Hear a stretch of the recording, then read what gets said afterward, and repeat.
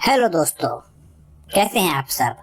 स्वागत है आपका हमारे अपने चैनल पर, जहां आपको समय समय पर मेरे द्वारा क्रॉस ड्रेसिंग कहानियां देखने को मिलती हैं। जिन दोस्तों ने अभी तक हमारे अपने चैनल को सब्सक्राइब नहीं किया है, वह हमारे अपने चैनल को ज़रूर सब्सक्राइब करें। हमारी आज की कहानी का शीर्षक है पूजा कभी अमित थी, और यह कहानी का दूसरा भाग है। जिन दोस्तों ने अभी तक कहानी का पहला भाग नहीं पढ़ा है, वह कहानी के इस भाग के साथ साथ कहानी का पहला भाग भी ज़रूर पढ़ लें, जिसका लिंक मैं इस वीडियो के डिस्क्रिप्शन बॉक्स में भी दे दूँगा।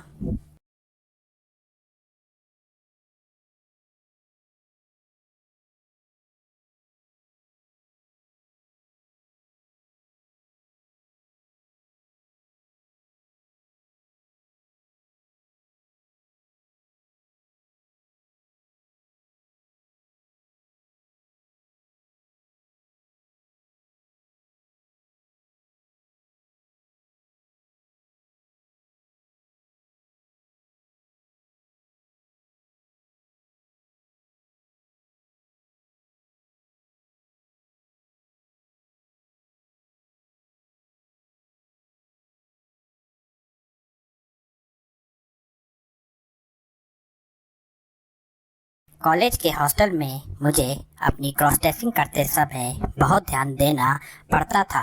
मुझे इस बात का भी अक्सर ध्यान रखना पड़ता था कि मेरी नाजुक नाजुक कलाइयाँ जो क्रॉस ड्रेसिंग करते समय कांच की भारी भारी चूड़ियों से भरी हुई होती थी, उनका शोर मेरे कमरे से बाहर न जा पाए। मैं जानती हूँ कि हर क्रॉस ड्रेसर को अपनी हाथों की चूड़ियों की खनखनाहट का शोर सुनना बहुत पसंद होता है। मुझे भी है, पर यहाँ अपनी चूड़ियों को खनखनाना मेरे लिए मुश्किल था। कांच की भारी भारी चूड़ियों के अलावा मुझे अपनी पावों की पायलियों के शोर का भी ध्यान रखना पड़ता था। मैं जानती हूँ कि एक क्रॉस ड्रेसर को अपने पैरों में भारी भारी घुंघरू वाली पायलियाँ पहनना पसंद होता है, ताकि जब वह साड़ी या सलवार कमीज़ में अपने कदमों को उठाते हुए चले तो उसकी पायलियों से मधुर मधुर आवाज़ आए। मैं हॉस्टल में सबके सो जाने का इंतज़ार किया करती थी। नई दिल्ली एक बड़ा शहर था, हर क्षेत्र में लखनऊ से आगे था। नए नए फैशन के हिसाब से भी अपनी सहेलियों के साथ रहते रहते मुझे यहाँ के फैशन के बारे में बहुत समझ आ गई थी। नई दिल्ली में मैंने एक अलग ही तरह का फैशन का चलन देखा था। यहाँ लड़कों और लड़कियों के फैशन में बहुत सी समानताएं थी।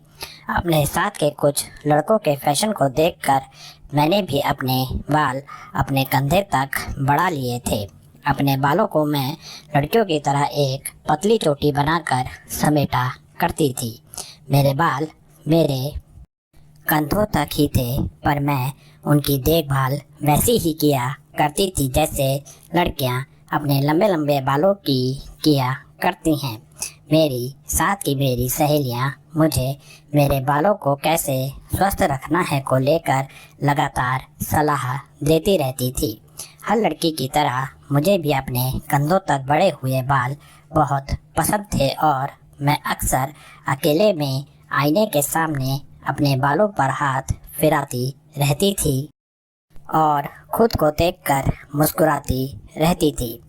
जब भी मेरी सहेलियों के बीच आपस में बालों को स्वस्थ रखने को लेकर कोई बात होती थी, तो मुझे भी वह अपनी बातों में शामिल किया करती थी, क्योंकि उनसे लंबाई में कुछ कम, पर उनकी तरह मेरे बाल भी मेरे कंधे तक आया करते थे।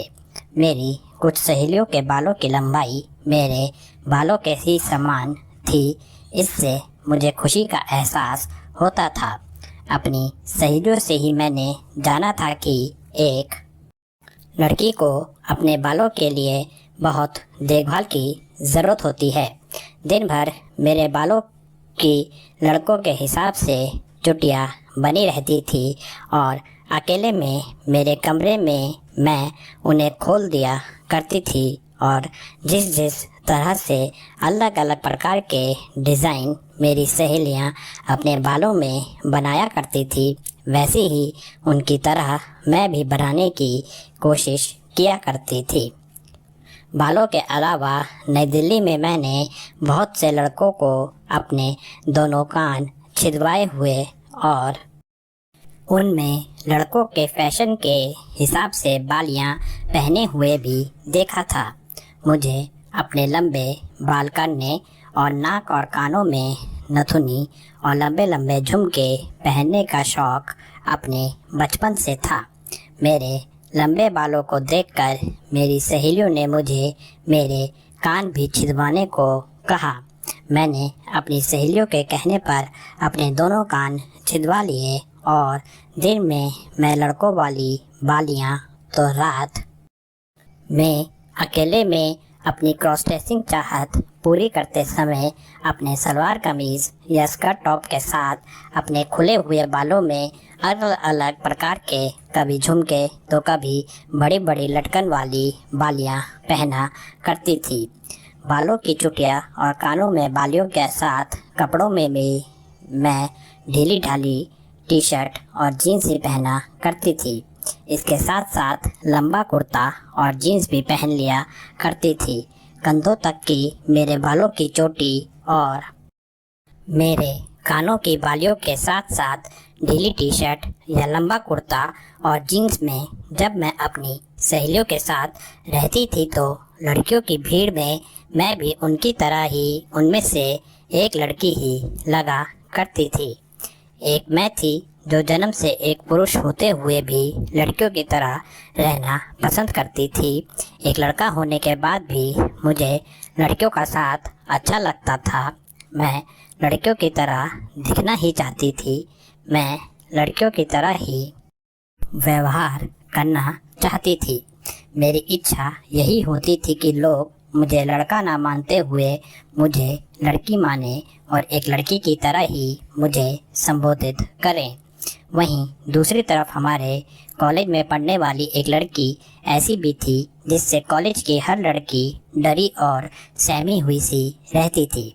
लड़की होने के बावजूद भी कोई लड़की उसे अपने साथ शामिल नहीं करना चाहती थी और ना ही उस लड़की से दोस्ती करना चाहती थी। उस लड़की का पहनावा लड़कों जैसा होता था और वह लड़की कॉलेज में किसी से भी बात नहीं किया करती थी। उस लड़की को देखकर मेरे मन में सबसे पहले यह सवाल आता था कि कहीं यह लड़की भी मेरी तरह एक गलत शरीर में कैद तो नहीं है।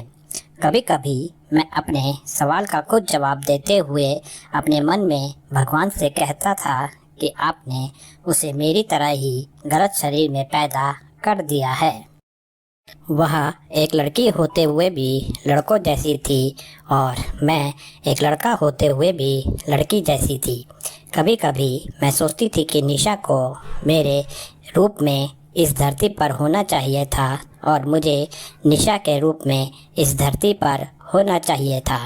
जी हाँ, निशा नाम था उस लड़की का। नाम उसका बहुत ही प्यारा था, पर न जाने हर लड़की क्यों उससे डरा करती थी। कहानी के अगले भाग में जानिए ऐसा क्या खास था निशा में, क्यों लड़कियां उससे डरी हुई और सहमी हुई रहती थीं।